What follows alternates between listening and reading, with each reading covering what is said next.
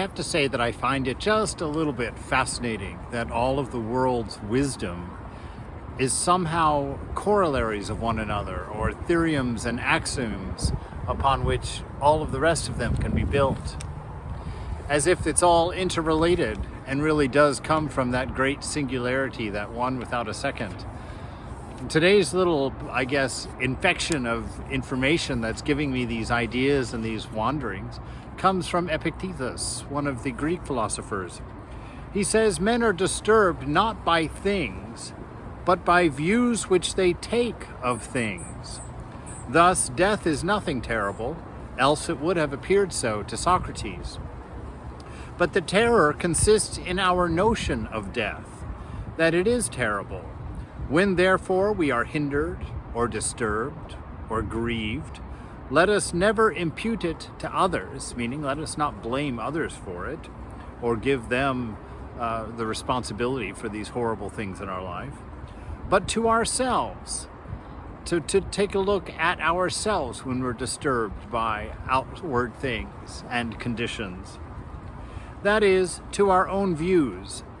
It is the action of an uninstructed person to reproach others for his misfortunes, of one just beginning on instruction to reproach himself, and of one perfectly instructed to reproach neither others nor himself.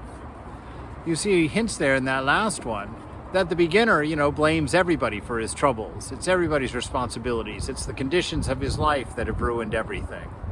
And then those who are instructed or moving along in spiritual life or in wisdom instruction, well, they'll blame themselves more than others. They'll take the responsibility and make the change for themselves.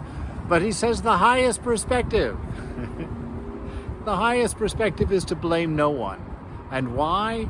Because as all the sages say, that one without a second, when that particular perspective, as it were, is achieved, perfection is seen in all things.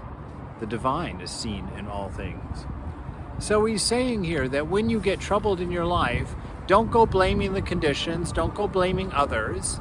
Take a look at your own perspectives on your life and the things around you, and make some adjustments and some corrections there.